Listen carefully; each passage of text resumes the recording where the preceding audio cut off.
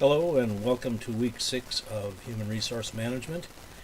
This week we're going to be post-midterm and heading towards the end of the class, the final examination. I hope that you all had a relaxing and restful Thanksgiving holiday and that you're ready to go for a wrap-up on the class. We've got 3 more weeks to go and a few chapters to cover, but I think you'll find it the pace a little bit slower than it has been in the past. So take a look at the upcoming assignments that I've prepared for you. They will correspond to what you'll find in the classroom with a little bit more explanation about what I'm looking for. All right? If you have any questions, you know how to contact me, and good luck with week 6.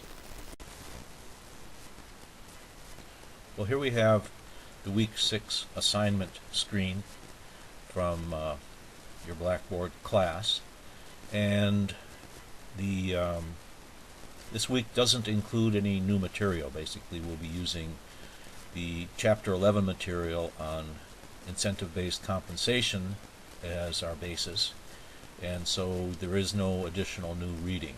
All you've got is a discussion post and an article review. And what I'm going to do in this presentation is talk a little bit about what I'm looking for. All right, the discussion post assignment says that using Chapter 11 material, you are supposed to select from the following list one of the systems, one of the methods of incentive compensation that you think has the greatest potential to motivate employees in the workplace where you work, what you're familiar with. Okay?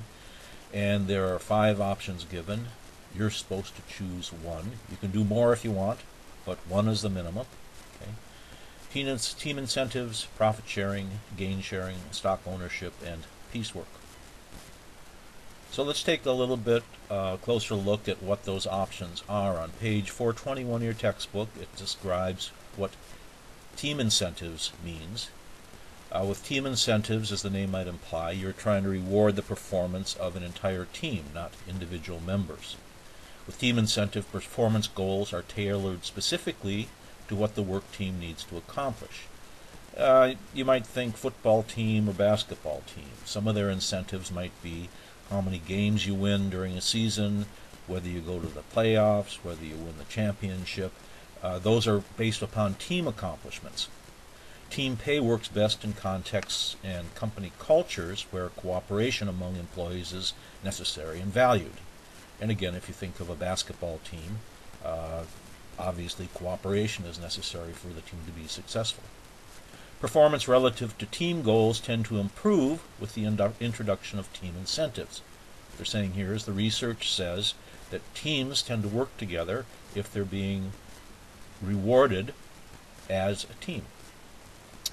In production facilities, here we're talking about, for example, a factory where they're making something, team incentives have been shown to increase productivity as much as 20%, even when the production technology remains the same. And what they're saying here is you're not changing machinery, you're just getting the people who are operating the machinery to cooperate and work more effectively as a team.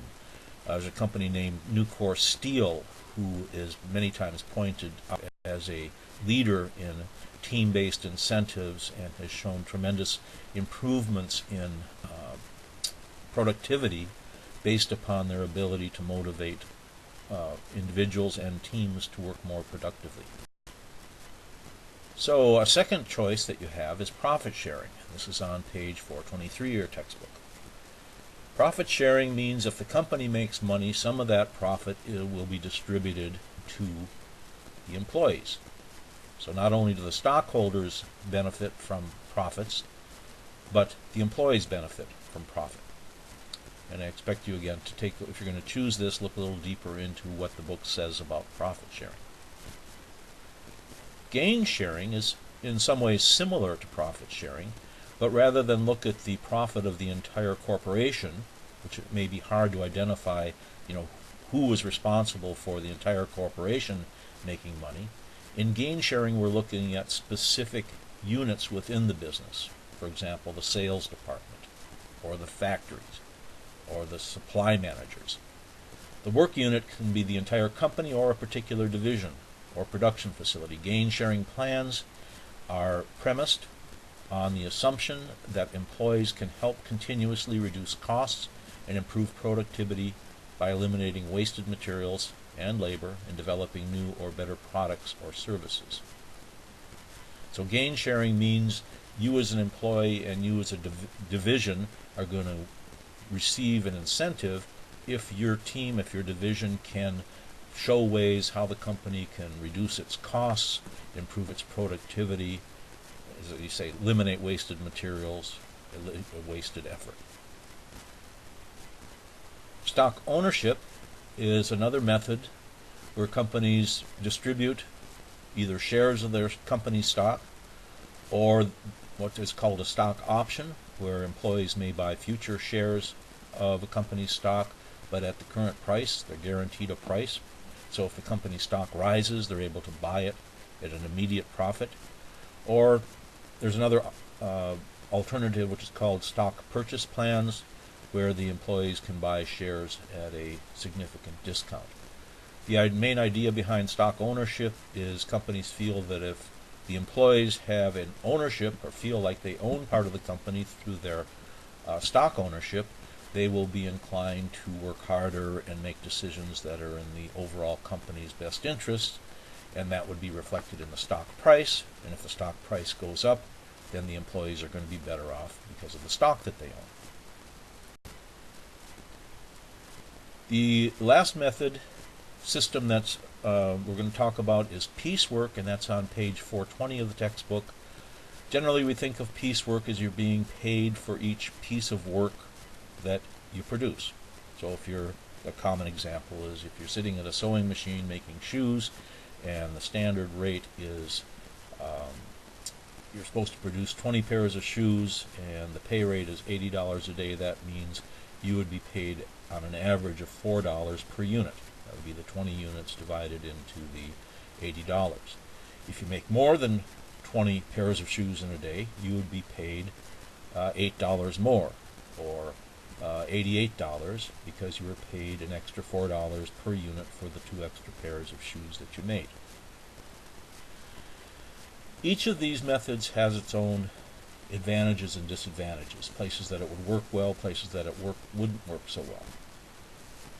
So your assignment is to then write in your post what type of a system you think would work in your place of employment, and then how you would make that system work, how you would implement it.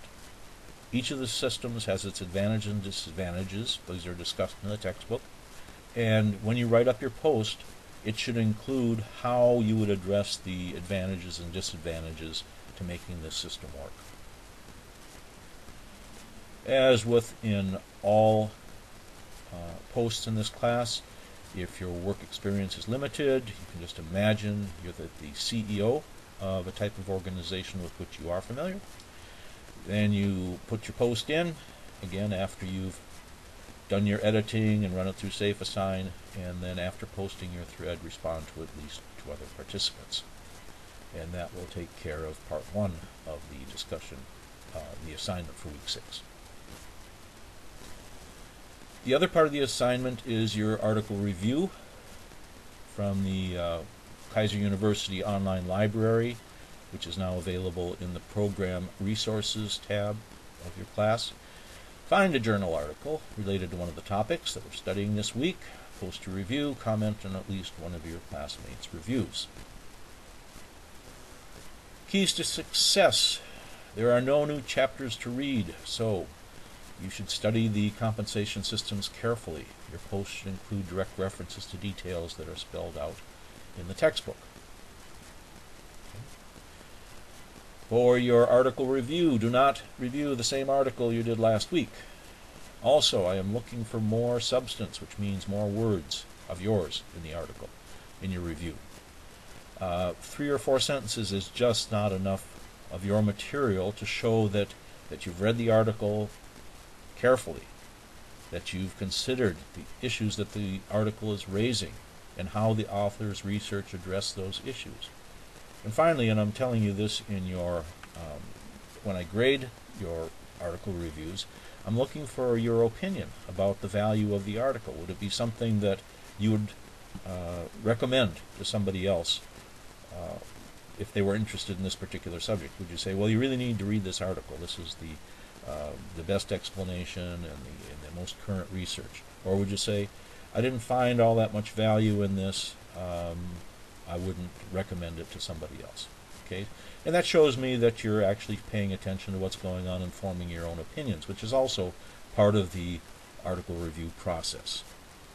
Well, that's pretty much it for the Week 6 assignment. We're a little bit light this week because we don't have any new chapters to read. However, I know you put in more effort than you probably had time for in doing that midterm. One word about the midterm. You're now fairly familiar with Southwest Airlines and Lincoln Electric. The same two cases will be the basis of your final exam also. So if you have anything to look forward to as we approach the end of the class, it's that your work with Southwest Airlines and Lincoln Electric will pay dividends in the end. All right, good luck with Week 6.